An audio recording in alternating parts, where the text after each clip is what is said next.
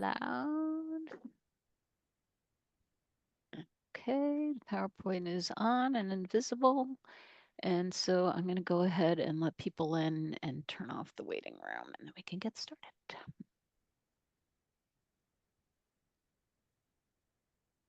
Hey, everybody, welcome. Come on in. We're going to let everybody in here. Get ready to start our lecture. All right, I think got most people in from the waiting room. So I think we're just about ready to get started here. Let's see. Okay, let me get ready to go. All right. Well, again, welcome everybody. Glad to have you here for this first Friday lecture for the month of December. Our speaker today is Basic Program Instructor and Cyril O'Huel Chair of the Basic Program, Noah Chafets. Noah's lecture is entitled, No One Wants Bad Things, Desire in Plato's Meno. This First Friday lecture is supported by the Anastopoulos Lecture Series Fund in memory of Basic Program Instructor George Anastopoulos. My name is Zoe Eisenman, and I'm the Director of Academics at the Graham School of Continuing Liberal and Professional Studies, as well as an instructor in the Basic Program. Please note that this presentation is being recorded so that we can make it available on the Graham School YouTube channel early next week. During the lecture and during the question and answer period that follows it, you will not be able to unmute your microphones. But we invite you to enter questions for Noah in the chat box at any time during today's event. Noah will have a chance to respond to your questions after his lecture. During the lecture, Noah and I will be able to see only a handful of your video feeds. You may choose to leave your video on or turn it off. Noah's video will be spotlighted, so the best way to view the lecture is to select speaker view instead of gallery view. Before I give Noah a full introduction, let me tell you a little bit about the Basic Program and the Graham School of Continuing Liberal and Professional Studies at the University of Chicago. Let's see if I can do this. Along with the Basic Program, the Graham School offers an array of programming across the liberal arts, including our Master of Liberal Arts program and our open enrollment courses, as well as a number of events and travel study opportunities.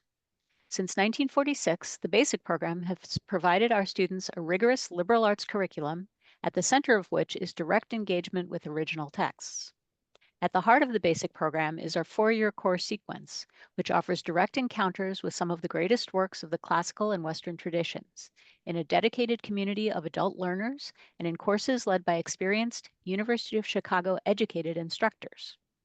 Registration for winter quarter is now open, and our sections are quickly filling up, so I recommend that you reserve your spots in our courses as soon as you can. And in case you'd like to join year one of the course sequence this year, but didn't get a chance to do so this autumn, you can join the first year of the course sequence this winter.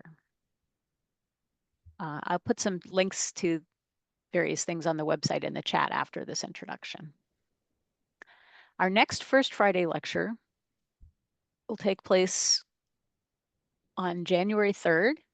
Our speaker will be Basic Program Instructor Cindy Rutz, and the title of her lecture will be Herodotus Philobarbus. Did I go the wrong way? There we go. Today's speaker, Noah Chafets, is the Cyril O'Huel Chair of the Basic Program, and he has taught in the Basic Program since 2020. He holds a BA from Vassar College and a PhD from the University of Chicago's Committee on Social Thought. His dissertation was about desire and motivation in Plato's Gorgias and Republic. His academic interests are well represented by the text of the Basic Program, but he is also interested in aesthetics, contemporary philosophy, and film. And now I'm very pleased to hand things over to Noah. Thanks very much, Zoe. There's the handover. Am I spotlighted? Should be. Let's see.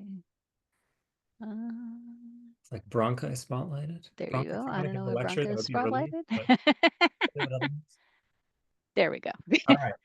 And if you can just stop sharing your screen, I will share mine. Yes. All Okay. right. Uh, Here we go. So thanks so much for that introduction, Zoe. Thanks to everyone for coming. It's very encouraging to me to have an audience this large and that with so many familiar faces among those I can see in it. So the lecture today is entitled "No One Wants Bad Things: Desire in Plato's Meno." About a quarter of the way through Plato's Meno, there's a little argument about desire that I love to discuss with students because as puzzling as this argument seems, the more carefully any group engages with it, the deeper it becomes. Today, I hope to recreate something like the classroom experience of getting into this argument, and I'll offer a brief interpretation that I hope will make it less confounding, but no less captivating. The argument is only about a page long, and it doesn't seem to be closely related to the subject matter of the rest of the dialogue, except insofar as it's a response to Meno's third attempt to answer the question, what is virtue?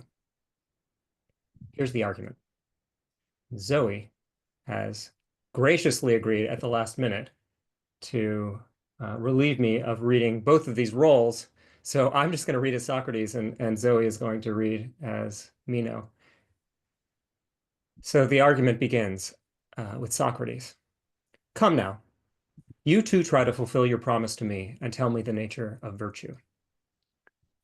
I think, Socrates, that virtue is, as the poet says, to find joy in beautiful things and have power. So I say that virtue is to desire beautiful things and have the power to acquire them. Do you mean that the person who desires beautiful things desires good things? Most certainly. Do you assume that there are people who desire bad things and others who desire good things?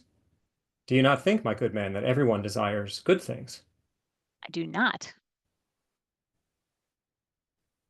but some desire bad things? Yes, Do you mean that they believe the bad things to be good, or that they know they are bad and nevertheless desire them? I think there are both kinds. Do you think, Meno, that anyone knowing that bad things are bad nevertheless desires them? I certainly do. What do you mean by desiring? Is it to secure for oneself? Yes, what else? Thinking that the bad things benefit their possessor, or knowing that they harm him? There are some who believe that the bad things benefit them, others who know that the bad things harm them. And do you think that those who believe that bad things benefit them know that they are bad? No, that at least I cannot believe. It is clear then that those who do not know things to be bad do not desire what is bad, but they desire those things that they believe to be good, but that are in fact bad. It follows that those who have no knowledge of these things and believe them to be good clearly desire good things. Is that not so? It is likely. Well, then, those who you say desire bad things, believing that bad things harm their possessor, do they know they will be harmed by them? Necessarily. And do they not think that those who are harmed are miserable to the extent that they are harmed? That too is inevitable. And that those who are miserable are unhappy? I think so. Does anyone wish to be miserable and unhappy? I do not think so, Socrates. No one then wants bad things, Meno, unless he wants to be such. For what else is being miserable but to desire bad things and secure them? You are probably right, Socrates, and no one wants bad All things. right, thank you, Zoe. As I read it, this argument has two major sections, each of which is divisible into several subsections. In the first major section, this is 77a to d, Meno articulates his initial position about virtue and desire. And in the second major section, 77d to 78b, Socrates leads Meno through a series of questions that persuade Meno to abandon most of the claims he has made about desire and to abandon half of his latest answer to the question of what virtue is, namely, that virtue is to desire good things and have the power to acquire them. The conclusion of the argument is that no one wants bad things, which fatally undermines the notion that virtue is to desire good things, is a good answer to the question of what virtue is. Why? Virtue is what distinguishes virtuous people from the rest of us. So any successful definition of virtue must pick out what distinguishes the virtuous from the rest of us. If everyone desires good things and no one desires bad things, to say that virtue is to desire good things is inapt. Immediately following the argument about desire, Socrates goes on to persuade Meno that the other half of his latest definition, namely, virtue is to have the power to acquire good things, is also inapt. Between 77b and 77d, Meno commits himself to what I will present as 8 claims that are essential for the argument. First claim: virtue is to desire beautiful things and have the power to acquire them. Under questioning, Meno indicates that this claim can be taken to mean that virtue is to desire good things and have the power to acquire them. I'm going to present the third claim slightly out of order because the remaining 5 claims all belong to a single group that together assert the existence of 5 kinds of people, but that's coming up in a moment. The third claim that I'm going to say is one of the essential 8 that Meno commits himself to, is that by desiring, Meno means to secure for oneself.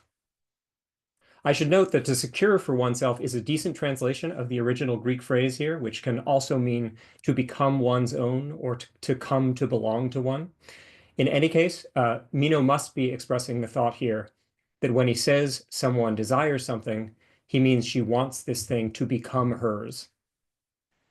Given how general the conclusion of the argument is, the conclusion is no one wants bad things, Meno must be thinking that every desire is a desire that something become one's own. Although this need not entail that all desire is narrowly egoistic. Someone might, for instance, want good things for another person and regard another person's coming to possess good things as a good thing for herself. With the next 5 claims, as I mentioned, Meno asserts that 5 kinds of people exist. So the fourth claim: some people, this includes the virtuous, desire good things. The fifth claim: other people desire bad things. The sixth claim: among people who desire bad things, some believe that the bad things they desire are good. Some know, this is the seventh claim, some know that the things they desire are bad, but they believe that these bad things benefit them. The eighth claim: others know that the things they desire are bad, and they know that these bad things harm them. With these 8 claims, Meno asserts that in total, there are 6 kinds of people who exist. On the one hand, are people who desire good things. That's way in the upper left of the diagram I've got in front of you. By the end of the argument, Meno will effectively deny that there is any other kind of person. That is, he will deny that anyone desires bad things. Meno reaches this conclusion by answering a series of questions that rule out, one by one, the existence of the 3 indivisible categories of people who, he says, desire bad things. What are those categories? Well, those are people who desire bad things, believing them to be good, people who know that the things they desire are bad, but who believe that these things will benefit them if they secure them, and people who know that the things they desire are bad and know that these bad things will harm them if they secure them. This brings us to the second major section of the argument, which can in turn be broken down into 3 parts. In the first part, Meno denies that anyone who believes that bad things benefit her can know these things are bad. He thereby denies his claim that anyone desires bad things, knowing that they are bad, but believing that these bad things benefit her. In the second part, this is 77D to E, Socrates at first suggests that the people they were speaking about in the previous part should be redescribed. Because Meno has denied that anyone who believes a bad thing benefits her can know that thing is bad, Socrates says it is clear that such a person doesn't desire what is bad, but desires something she believes to be good, but that is in fact bad. In other words, those people whom Meno put in the one category, namely the category of those who desire bad things, knowing they are bad, but believing the bad things benefit them, really belong in a different category, the category of those who desire bad things, believing them to be good. However, in the next sentence, Socrates argues, and Meno soon agrees, that anyone who seems to belong in this category clearly desires good things. In the final part of the argument, this is 77D to 78A, Socrates addresses the category of people who Meno claims desires bad things, knowing they are bad, and knowing that these bad things will harm them. After a few questions, Meno agrees that nobody fits this description either. Don't worry if you didn't catch all the details. I'm going to be going back over this territory very carefully over the course of the rest of the lecture. So, over the course of these three parts of the argument, Meno denies the existence of each of the three subcategories of people who he initially claimed desire bad things. He therefore concludes that no one wants bad things, and he commits himself to the corollary that everyone wants good things. Among students and among Plato scholars, I have encountered a few common responses to this argument. That it's sneaky, that at several points it doesn't make sense, that to the extent that it does make sense, it's obviously wrong or naive, that it lacks the kind of rational order it would need to persuade anyone to accept its preposterous conclusions. Some responses of this kind focus on the argument's framing assumptions. Why do Socrates and Meno talk about people who desire good things and people who desire bad things? Does anyone desire only the one thing or the other? Do simply good things and simply bad things exist? Even if they do, why should we think that all of the things people desire, or any of the things people desire, are either simply good or simply bad? And who gets to say which things are good or bad, or what the words good and bad mean? The way that Socrates and Meno speak about these things in the argument seems to be painfully unsophisticated, in that it leaves out of account a whole world of complexities, like things that are good in one respect but bad in another, or things that are good for one person but bad for another, or good in one circumstance but bad in another, or good according to one person but bad according to another, and so forth. We tend to insist on qualifications like these when we speak about good things and bad things, at least when we're being careful. And since Socrates and Meno neglect all of these qualifications, how can their argument be at all enlightening? There are also a handful of common objections to the logic of the argument, which I'll go through now. One is that two crucial sentences at 77D to E contain contradictions. To quote Socrates again, "It is clear then that those who do not know things to be bad do not desire what is bad, but they desire those things that they believe to be good, but that are in fact bad. It follows that those who have no knowledge of these things and believe them to be good clearly desire good things." Socrates claims in the first sentence both that the people in question do not desire what is bad and that they desire things that are in fact bad.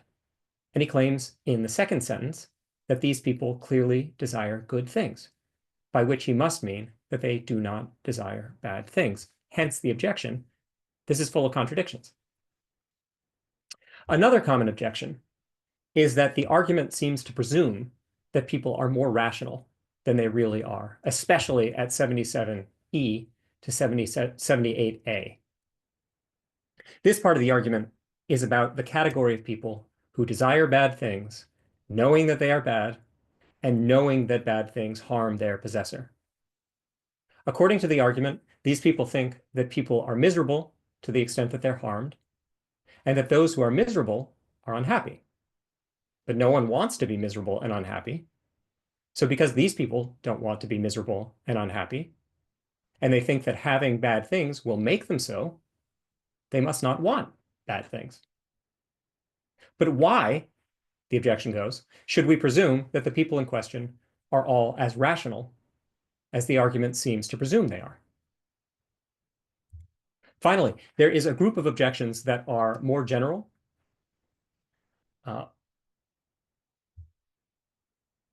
They take the form that of the claim that the conclusion that no one wants bad things is so extreme that there's no way the argument can really demonstrate what it purports to. If the argument were right, it would require us to reject several claims that generally seem obviously true to us. That some people desire bad things, that some people do so knowing that the bad things are bad, while others do so believing that the bad things are good.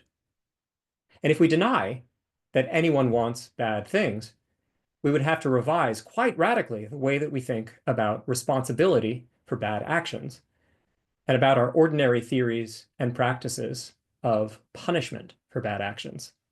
Not to mention the way that we think about responsibility for good actions and about giving praise and rewards for good actions. So the stakes of this argument are high, and we shouldn't abandon our ordinary understanding of these matters without careful consideration.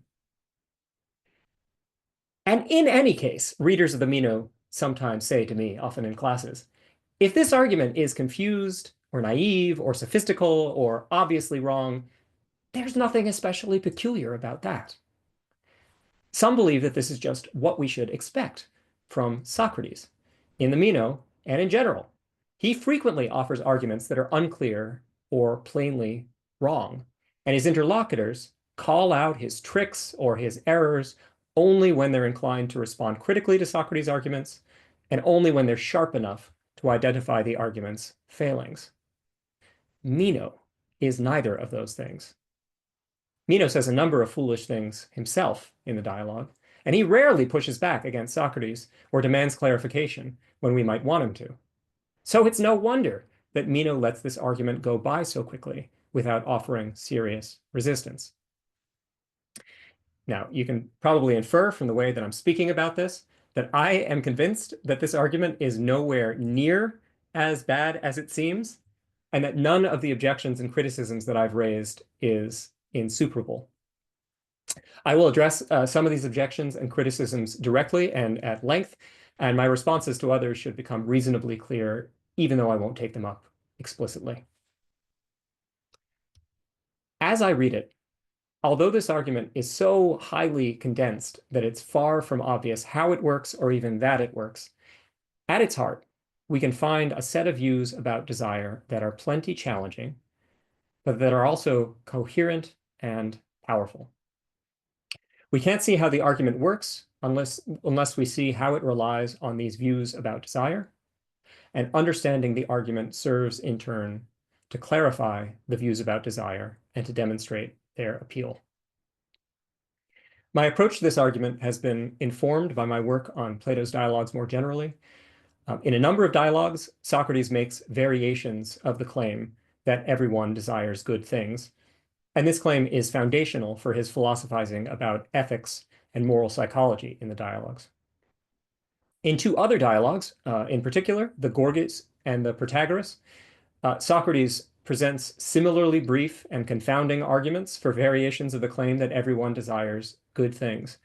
As was alluded to in Zoe's introduction, I dedicated much of my dissertation to interpreting the argument about desire in the Gorgias. I probably wouldn't have been motivated to look so carefully at this argument in the Meno if not for my work on the Gorgias, and my interpretation of the argument there informs my interpretation of the argument in the Meno. But today I'm going to try to elucidate and defend the argument in the Meno considered by itself.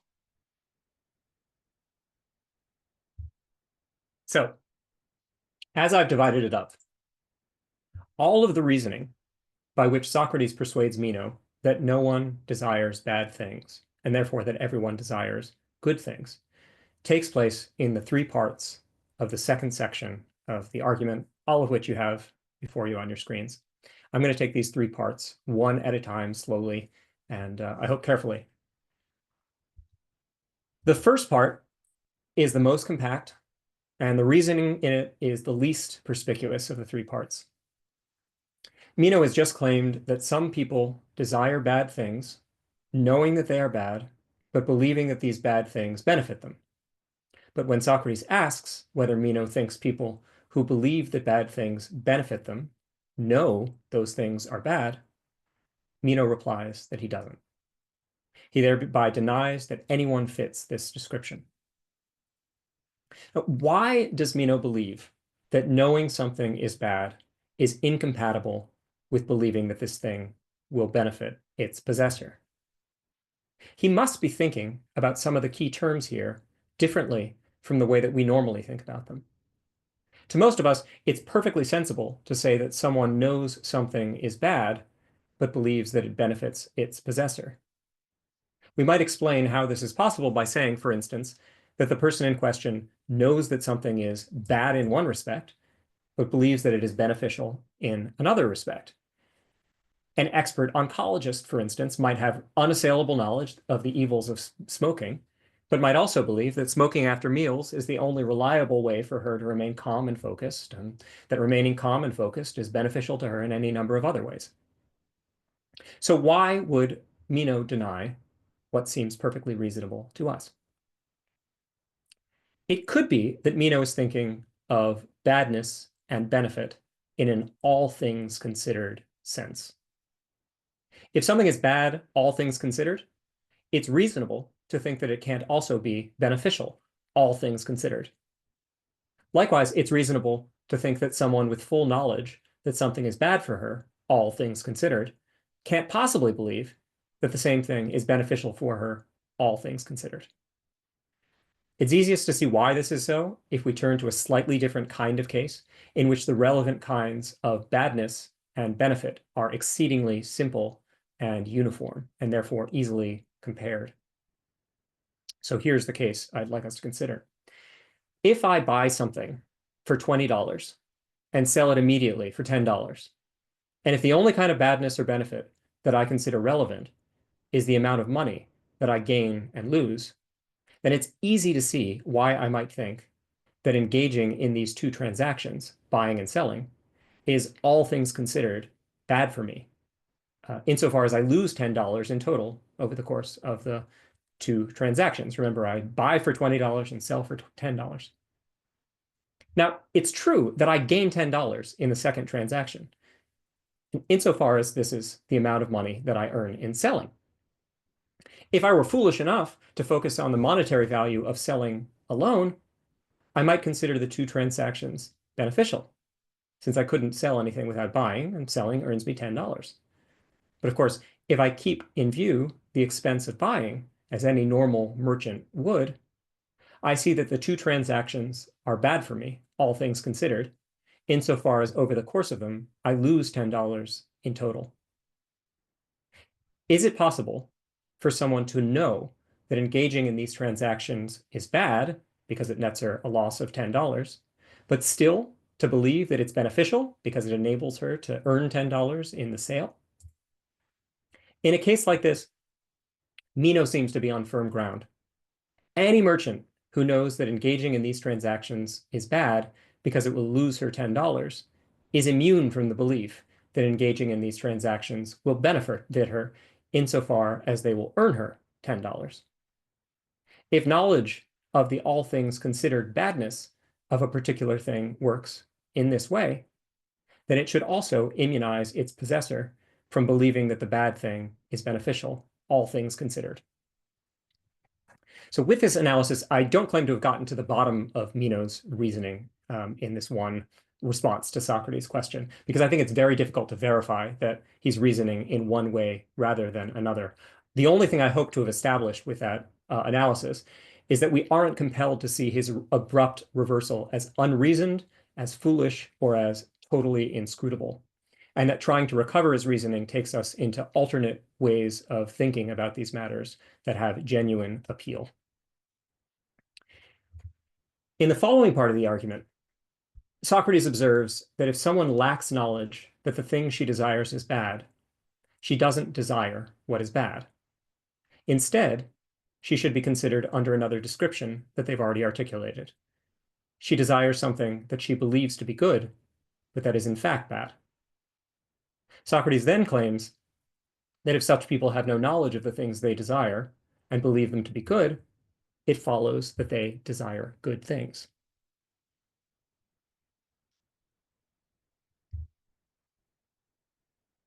There are several interpretive puzzles packed into these two sentences, but one confronts us right away. If someone desires something that is in fact bad, how can it be that she doesn't desire what is bad, as Socrates claims? And why does Socrates claim that, given what he said in the first sentence, it follows that if the desiring agent has no knowledge of these things and believes the thing she desires is good, she desires good things? I've sometimes heard it proposed that in order to resolve these apparent contradictions, we should take Socrates to mean that if a person believes something is good, that makes it good for her. I think we should resist this proposal because it doesn't do much to resolve the apparent contradiction. Imagine that I mistakenly believe some exceedingly lethal poison is medicine that will save my life. Even if I concede that the poison is good for me in the dubious sense that my believing somehow makes it good for me, it seems undeniable that there is still a sense in which the poison is bad for me. That is, that it will kill me. The very opposite of the kind of good that I believe it will do. And remember, the conclusion of the cumulative argument in this passage is that no one wants bad things. If the argument is to work, the two sentences at 77d to e must be expressing the thought that someone who desires something she believes to be good, but that is in fact bad, and who therefore has no knowledge of the goodness or badness of the object of her desire, the thing she desires, that this person really desires good things and not bad things. Right? That must be what's being expressed at 77d to e. I'm going to argue that we aren't compelled to see these sentences as hopelessly unclear, as unjustifiable, or as contradictory.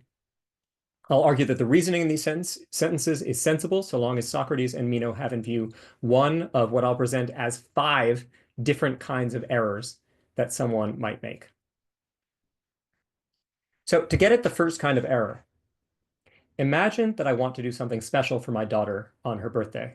So I decide to surprise her by taking her to the steakhouse that I believe is her favorite restaurant, even though I think it's stuffy and overpriced and I don't care much for the food.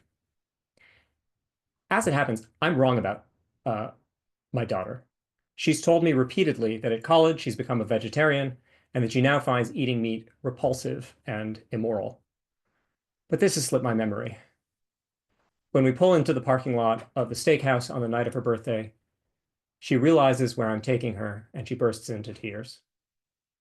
In this case, I've done a bad thing. I feel terrible. I'd hoped to strengthen my relationship with my daughter, but I've managed to damage it a bit instead. How should we characterize the desire that motivated me to do this? There is a sense in which I wanted to take my daughter to the steakhouse, and in which I therefore desired something bad. But of course, a more charitable way to characterize my motivating desire, and one that is more faithful to the facts, is to say that I wanted to take my daughter out to her favorite restaurant on her birthday, and that I only wanted to take her to the steakhouse in particular because I mistakenly believed that it was her favorite restaurant. I deserve blame for my false belief about which restaurant is my daughter's favorite, no doubt, as I only got this wrong because I didn't attend carefully enough to some important news about her. But I wasn't motivated by an independent desire to take my daughter to the steakhouse.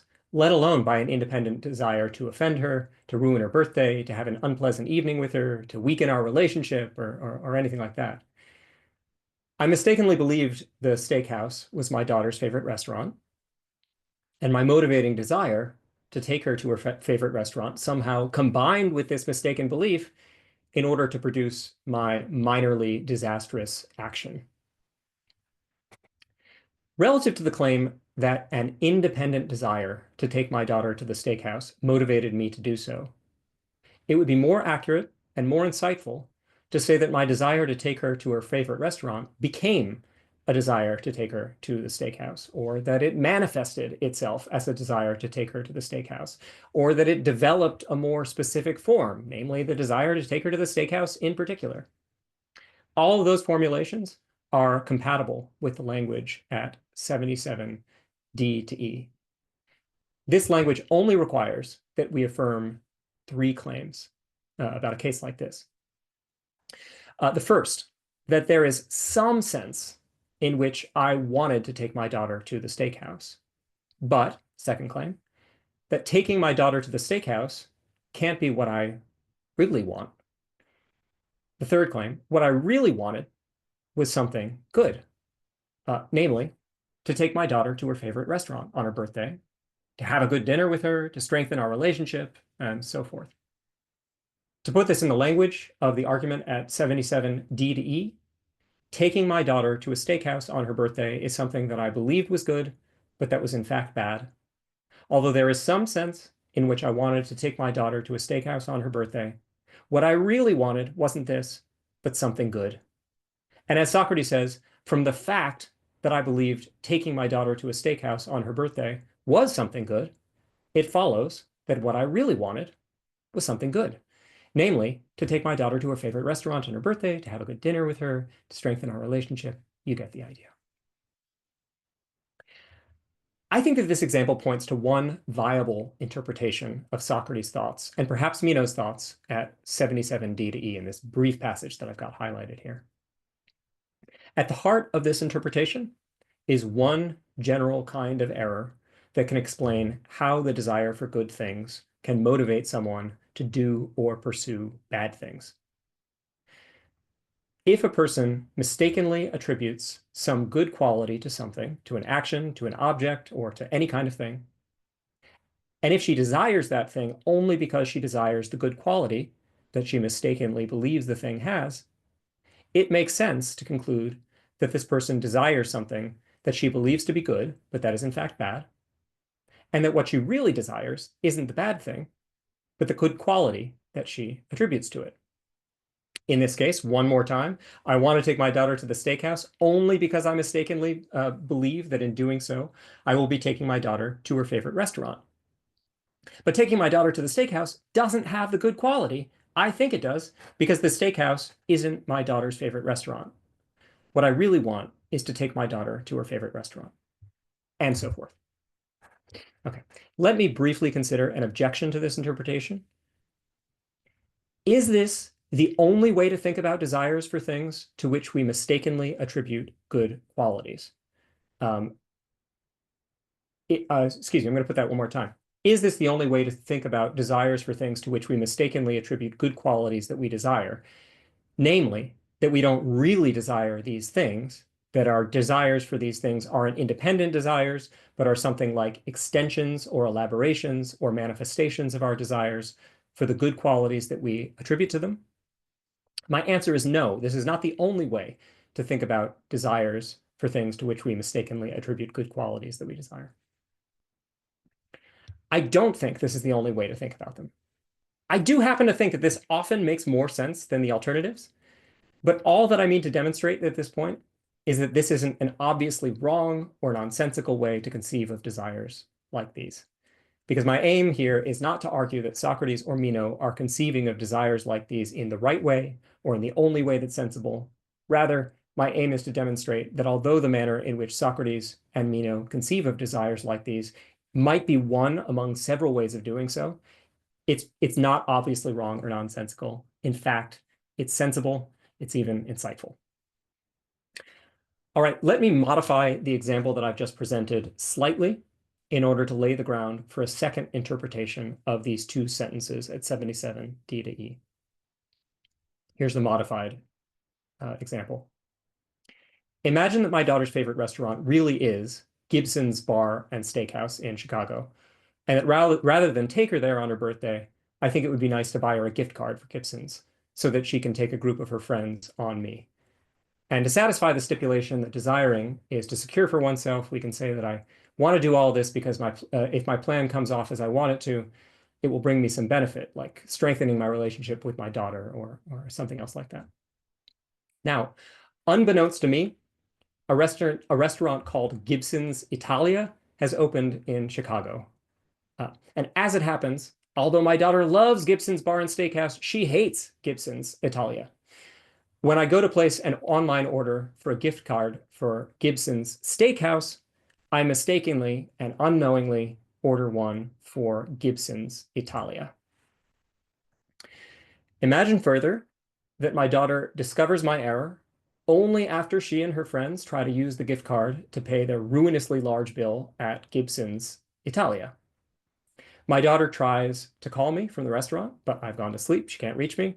And she and her friends are stuck paying the bill themselves, to my daughter's horror and embarrassment. Now, in this case, again, it's not entirely straightforward to say what the desire that motivates me to order the gift card is a desire for. There is some sense in which I want to order the gift card that I actually order, the gift card from Gibson's Italia rather than Gibson's Bar and Steakhouse. But it's far from incorrect to say that what I really wanted was to order the gift card to Gibson's Bar and Steakhouse, and that I mistook the one gift card for the other. Hence, the general form of the second kind of error that I think can help us make sense of this argument at 77D to E. If someone mistakes one thing that's bad for a different thing that's good, and desires the bad thing only because she desires the good thing that she mistakes it for, it makes sense to describe this case in something like Socrates' language, to say the following: this person desires something she believes to be good, but that is in fact bad. What she really wants isn't the bad thing, but the good thing that she mistakes it for. Consider a third variation on the example. In this variation, I want to take my boss out to her favorite restaurant so that I can grow in her esteem and ease my way to a position of greater power, status, and income in my organization. In this case, I get the restaurant right, and the night is a total success. My boss loves the dinner, and she's impressed with me personally, and while we eat, we have a conversation that lays the ground for my meteoric rise within the organization. But as it happens, this organization is terribly corrupt. Maybe it's a criminal organization, or the security apparatus of an oppressive state, or a company that grievously harms unwitting consumers. You can fill in your favorite form of corruption. Anyone who achieves wealth, status, or power by rising within this organization can only do so by participating directly in evil deeds and by suffering grave personal harms themselves, perhaps harms like severe psychological strain, public disgrace, brutal violence, imprisonment, and so forth. You can fill in your favorite grave personal harms. Now, let's say that when I take my boss out to dinner, excuse me, I'm extremely naive about the organization that I work for. I believe that it's a force for good in the world, and that it can only benefit me if I rise within it. Whereas if I knew the truth, I would believe that acquiring wealth, status, or power by this route would be a bad thing. In this case as well, there is a sense in which the desire that motivates me to take my boss out to dinner is a desire to perform this very action, and a desire for all the good things that I believe might follow from it, namely to make a good impression, to rise within the organization, and to achieve greater wealth, status, and power. But it also makes sense in this case as well to say that I desire all of these things only because I believe them to be good things. I wanted the esteem of my boss and the wealth and the status and the power that would accompany promotion within a good organization, not within a corrupt one. This is the third kind of error that can help us make sense of the argument at 77 D to E. If someone mistakes some harms of a thing for benefits and desires this thing only because she desires the benefits that she mistakenly attributes to it, she desires something that she believes to be good, but that is in fact bad. What she really desires, however, isn't this thing or the harms that it brings, but the benefits that she attributes to it and the thing that really produces those benefits.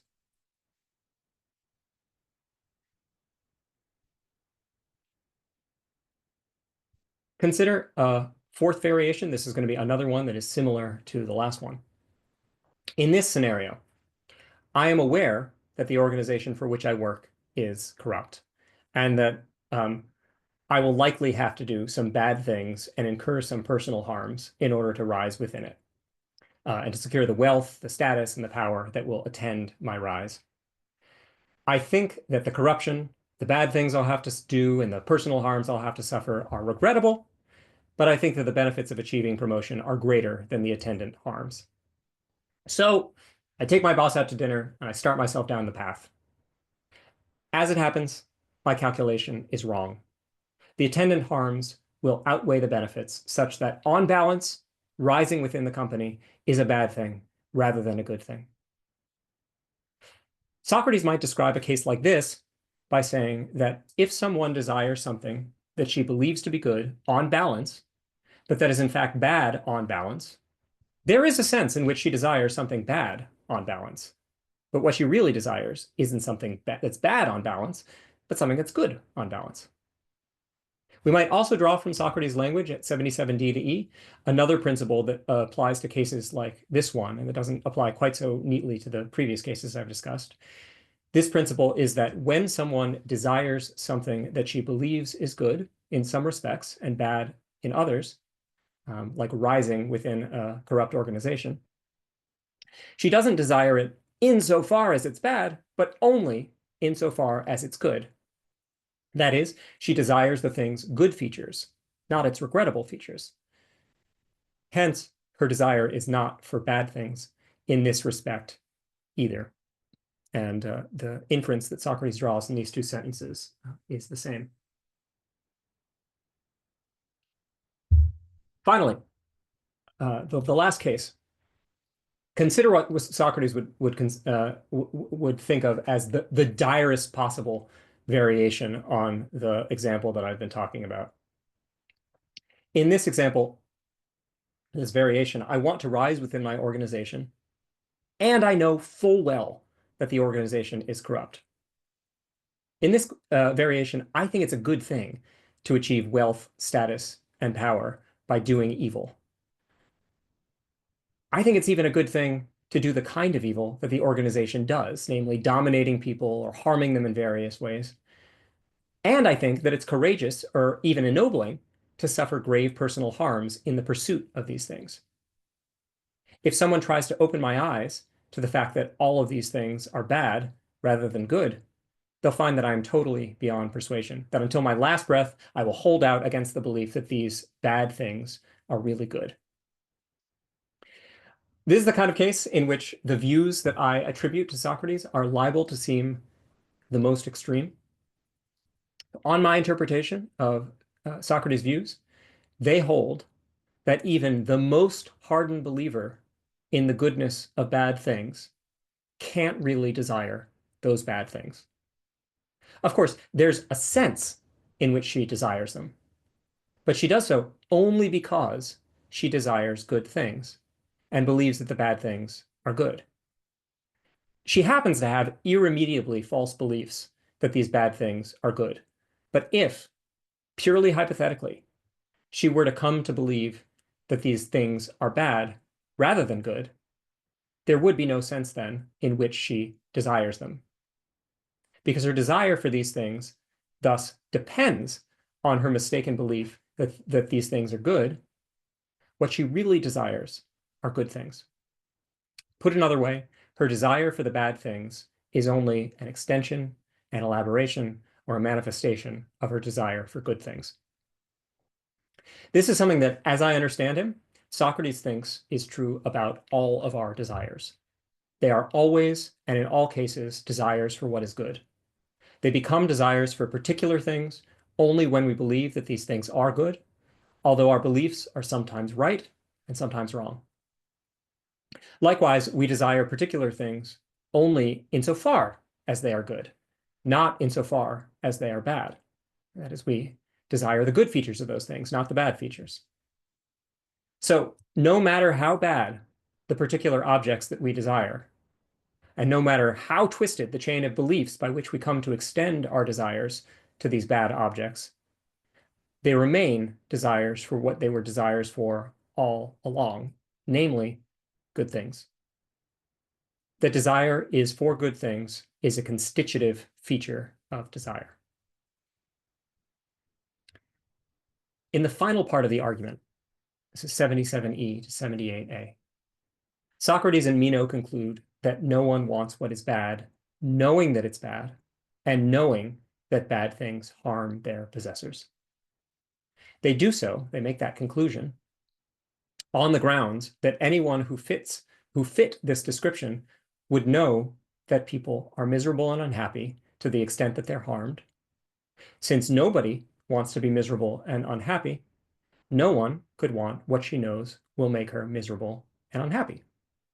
So no one could want what she knows is bad, knowing that the bad thing will harm her and thereby make her miserable and unhappy. As I mentioned, it is common for readers to object that this argument attributes an implausible degree of rationality to the kinds of people in question. Surely, someone can either know that something is bad and harmful to its possessor and still desire it. This would be possible, the objection goes, if a person in this condition failed to realize that the thing she desires will make her miserable and unhappy, to the extent that it's bad and harmful to its possessor. And it would also be possible if such a person failed to harmonize her desire for the bad thing with her aversion to being miserable and unhappy, whether she attempted such a harmonization or not. Now, I think that Meno and Socrates could respond successfully to these objections by observing that they underestimate the kind of thing that knowledge is. Socrates makes a famous argument for a claim quite like this one in Plato's Protagoras. The response would go that it's impossible to have knowledge of a thing's badness and not to realize that this thing makes its possessor miserable and unhappy. Knowing that some particular thing is bad requires that one have a full and unshakable intellectual grasp of what it means for anything to be bad, including that bad things harm their possessors and make them miserable and unhappy to the extent that they are harmed.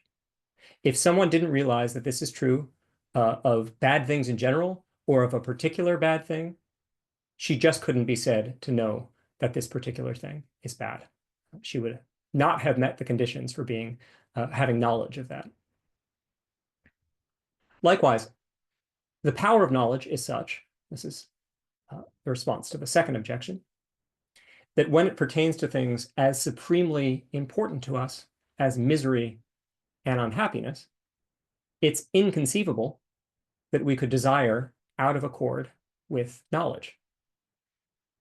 To explain what I mean by this, consider an analogy.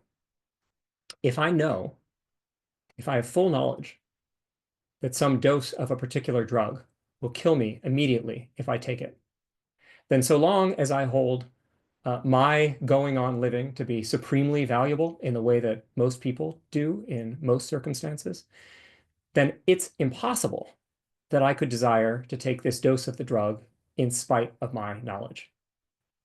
Let's say that I wanted to take it because I thought this drug would give me an incredible high or give me super strength, or just because I wanted to.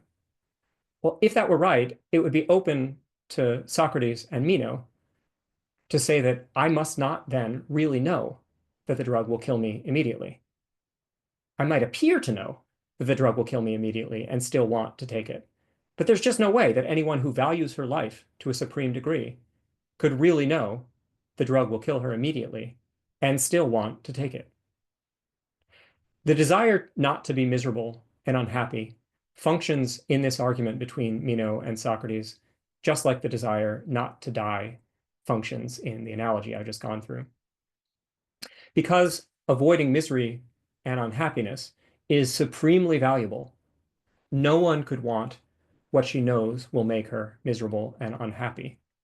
So no one wants what she knows is bad. As with the conception of desire at work in the larger argument, I'm not arguing that we must accept this conception of knowledge. On the other hand, I think it's also very difficult to see definitive reasons for rejecting this conception of knowledge. It seems to me to be one reasonably sensible and perhaps even insightful conception of knowledge, even if it's only one among others. In any case, if we conceived of knowledge in the way that I'm claiming Socrates and Meno seem to be conceiving of knowledge, their argument demonstrates successfully why we would also have good reasons for rejecting the claim that someone could knowingly desire what is bad. It's possible that Socrates and Meno could argue successfully for this conclusion in a different manner if they had a different conception of knowledge, or if they had a different conception of desire.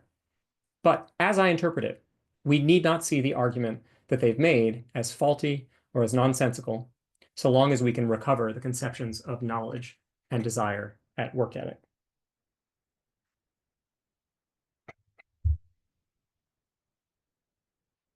Let me conclude by raising again one thought that I mentioned toward the beginning of the lecture, which might form the basis for an objection to fundamental features of the interpretive approach that I've adopted in this lecture.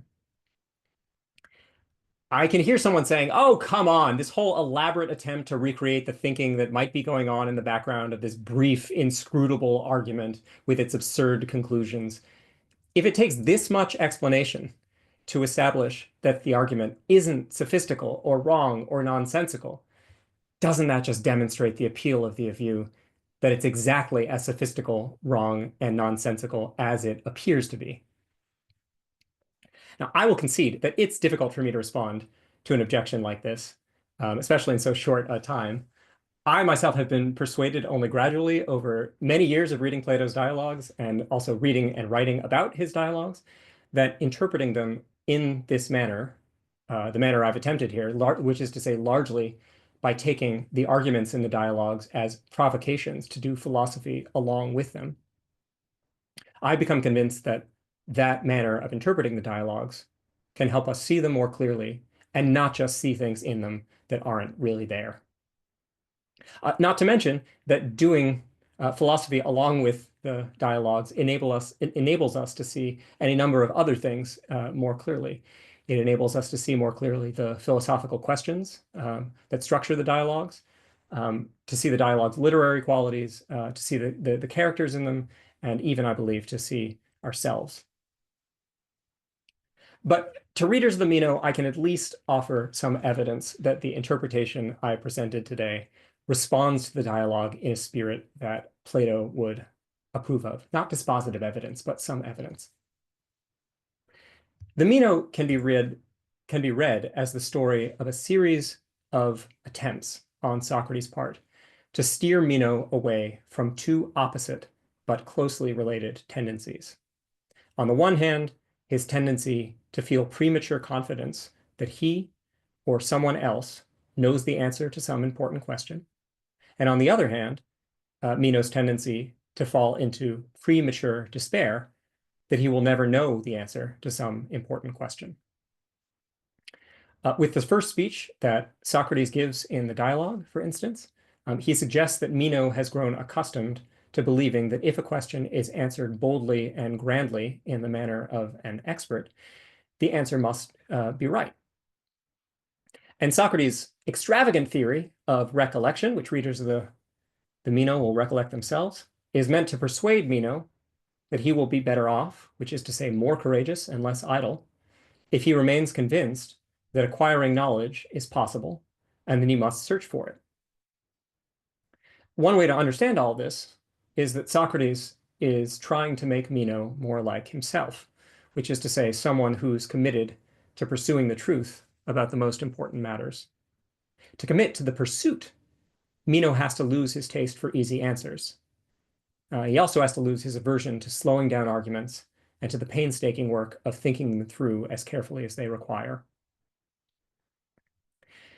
Because Socrates' efforts to reorient Meno in this manner are so prominent in the dialogue, I don't think it's any great leap to claim that Plato hoped his readers would respond to the dialogue's arguments in the manner that Socrates tries to get Meno to respond to them. Not by accepting the ones that seem correct and clear on their face, whose conclusions readers already agree with, and whose basic assumptions they already share, and not by rejecting the arguments that seem wrong or nonsensical on their face, whose conclusions readers don't already agree with, and whose basic assumptions they don't already share. Rather, I think Plato hopes his readers will respond to these arguments by taking them as challenges, or as provocations, as I said before. That is to say, where the arguments seem right or clear, I think Plato hopes that we'll look for reasonable means of resisting or raising questions about them, and that where the arguments seem wrong or unclear, that we'll look for reasonable means of resisting, we'll look for reasonable means of justifying or understanding them. Now, with all this, I don't mean to suggest that Plato's dialogues don't offer us any pieces of wisdom in the way that the best philosophical treatises do, rather than philosophical dialogues. That is, by presenting clear and persuasive arguments that help us to understand why we should accept some worthwhile beliefs and reject others that are compelling but incorrect. I think some of the arguments in Plato are exactly like that. On the other hand, if Plato's dialogues do elevate us in this manner, they are less like staircases and more like climbing walls. If we dismiss them as worthless, wherever they afford no easy passage, we mistake their value and we deny ourselves good exercise. Thank you. Thanks, Noah. That was great. Wow. Well, let's see. We do have some questions in the chat. So let me get that together here and I can start asking some of these. So the first one is from Charles Fout, and he says, to me, the Socrates of the Meno appears to be haughty and unlikable. Is this by design? That's an interesting question, Charles. I mean, so you and I, first of all, thanks for coming. You and I read the Meno together last summer, and this is the kind of thing I heard from you from time to time. And you won't be surprised to hear that I hear this kind of thing from time to time about Socrates from lots of people. This is a really common first impression that Socrates makes. Sometimes it's a lasting impression. Does Plato make Socrates haughty and unlikable by design? I think Plato is well aware that Socrates comes off that way. Plato is very in touch with the kinds of reactions that Socrates received during his lifetime, and he portrays a number of them in the dialogues. So yeah, I'm not sure it's by design that like Plato goes out of his way to make Socrates haughty and unlikable, but I think he's totally aware that this is a common reaction that Socrates gets from people when he does what he does. Okay. All right, the next one is from Mark Herman, and he says, on the 577E arguments, couldn't this be solved by just adding, quote, assuming perfect knowledge, end quote, at the start of Socrates' question at 77E? 77E. Let me have a look, and this is not fair. Let me see if I can share the part of my PowerPoint presentation that, well, 77E. It follows that those who have no knowledge of these things and believe them to be good clearly desire good things. Assuming perfect knowledge? Yes, that's what he said. Well, this is tricky because the beginning of the sentence says, it follows that those who have no knowledge of these things and believe them to be good. So it's hard to see how assuming perfect knowledge is consistent with claiming that these people have no knowledge of these things. So I'm inclined to say no, but I also suspect, Mark, that you'd have to say something further to help me understand the question because I'm guessing there's more to it than I'm appreciating. But this is a tricky forum for extended back and forth. So I'm afraid I'm gonna have to leave it there. Okay.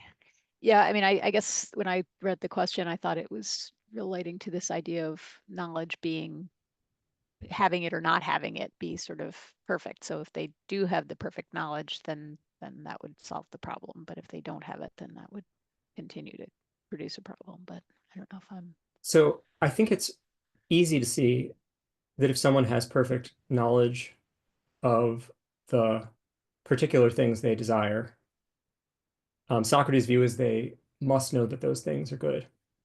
I think the far more challenging part of his views is that even when we lack perfect knowledge of the things that we desire, even when our understanding of those things is way off when it comes to our assessment of their goodness and badness, or even our identification of the nature of those very things. When I mistake one restaurant for another, or one gift card for another, um, it's still the case that I desire good things. So he wants to minimize the role of having perfect knowledge in the explanation of why any particular agent must have desire for good things and good things alone. Even without that knowledge, his arguments indicate we desire good things and only good things. okay. The next two questions sort of go together. So that's the first one is from Rachel, and she says, I'm curious what modern psychology might bring to this argument about people who desire bad things, believing and knowing they harm their possessor. What about concepts like addiction or suicide? And Tammy responded, Rachel, I was thinking similar things. Perhaps the good, quote unquote, sought here would be a cessation of pain, or perhaps it would be serving justice if the person in question is so despondent as to think that they do not deserve life. Yeah. So was it Rachel and Tammy? Is that right? Yeah. Thanks for those questions. Those are examples I think are excellent for thinking through the implications of this argument. One thing that I do with every group of students with whom I read this argument for at least 90 minutes at a time is to try to solicit answers to the questions, who does Meno have in mind, or who might Meno have in mind when he's describing these three indivisible or not further divisible groups of people who desire bad things. And it's often the case that people, I think rightfully, bring up uh, people with an unwanted addiction, an addiction to something that they know to be harmful, or that they believe is good, but they're clearly wrong. When when my students populate these various groups that Meno has proposed.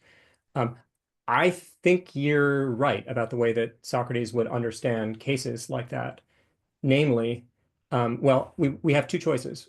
We can either say that in some cases, maybe in all cases, what we call addiction is not really a desire, it's a compulsion. If that's the right way to go, then it could be that compulsions are compulsions for bad things and not for good things in any sense. But if they're desires, and I suppose it could be an empirical matter, whether they're compulsions or desires or what the limit is between the one or the other, then they must be for good things, according to Socrates. And that's where it gets tricky to make sense of how he would understand that. I think what he would say is the addicts want the things that they want insofar as they're good and only insofar as they're good. They might see regrettable features of pursuing the things to which they're addicted. But it's not because of the regrettable features that they want those things. They don't want the regrettable features. They want the good features. Yeah, whether that's like a cessation of pain or relief from anxiety or escape, or you can fill in the blank however you like. And likewise, that the desire for even things to which we become addicted is derived from, or is an extension of, or a manifestation of a general desire for good things. Great, thank you. And the last question I have, I think, is from Harvey Mitchell, and and he says, "Does it follow that if I see someone do something that I believe is a bad thing, then one of us has made a miscalculation of that thing's badness? Um, yes, I think that's right. According to Socrates, this is often called Socratic intellectualism. A part of that, this is a way of characterizing very generally a collection of views that belong to what's often called Socratic moral psychology. So it's the claim that whenever anyone does something bad, if it's in fact bad, and so I take it you brought up a case in which you think someone else has done something bad, so you could be wrong, but let's assume that what this person has done is really bad. Um, then the error must be down to their belief rather than their desire. They must have made what you call a miscalculation, Harvey. Um, they believe that the thing that they are pursuing or that they desire in some limited sense is good when it's in fact bad. It could also, of course, be the case that you have miscalculated, that you're wrong, that what they desire or what they're motivated by their desire to pursue is really good, and you've just misjudged it. You can't see the goodness of that thing, in which case that we don't have any problem as to how to explain why the desire motivating this person is a desire for good things. Their beliefs are correct. Presumably, at least, even if they're lucky beliefs, this thing happens to be good and they believe it good. Maybe they don't know the reasons, but they're right. And their desire motivates them in accordance with their beliefs as to what's good. Thanks for the question. Thanks. And we did get one more. So June Nicolait says, please discuss corruption as it appears in government and corporations, the arguments for doing bad, quote unquote, when it achieves the collective goal. The arguments of doing bad when it achieves the collective goal. Let's see.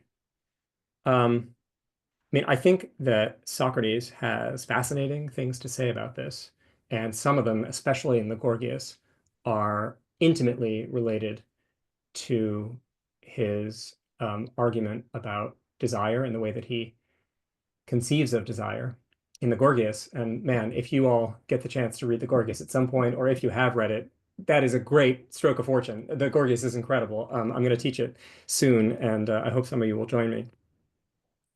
Socrates makes the argument that um, if anyone um, does what they um, what seems good to them, but is in fact bad, they don't do what they want, and they lack power. So the ability to do what seems good to you is not power. The ability to do what's good or to do uh, what you want, which is the same thing as to do what's good, is power.